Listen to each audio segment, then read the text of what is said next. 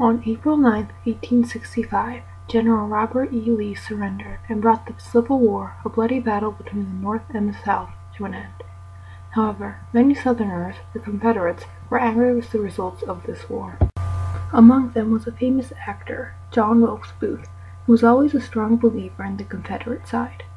When the war ended, Booth personally believed that killing the President Abraham Lincoln would bring back the Confederacy, thus helping the common good.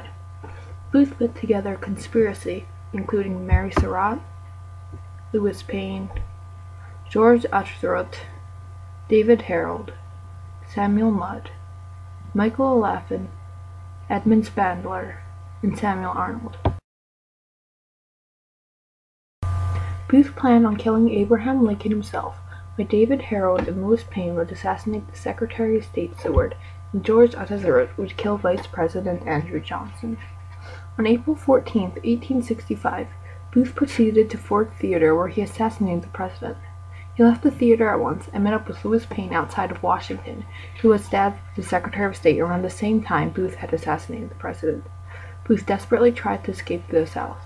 Lincoln, although shot directly in the head, lived for another 7 hours, although he never regained his consciousness. The 16th President of the United States died approximately at 7:20 a.m. on April 15, 1865. The Secretary of State, although stabbed several times, did not die, and the Vice President was never attacked. Police investigations started not even an hour after the assassination, and high rewards were offered for those who found the conspirators. 12 days after the investigation had begun, Booth was killed unintentionally by police forces before he crossed over to the South, and all the conspirators were caught.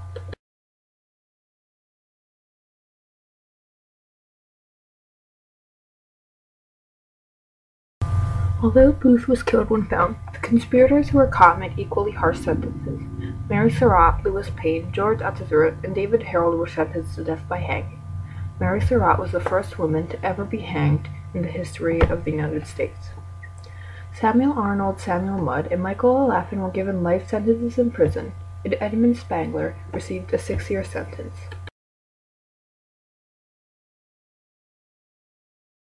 Although Booth and his men acted mostly out of wanting to avenge the South and bring back the Confederacy, they also acted in want of the fame they would receive. If the Confederacy were to come back due to this assassination, Booth and his men would be viewed as heroes. The conspirators didn't balance their personal interests in what they thought was the common good. They influenced what they thought was the common good by their personal interests.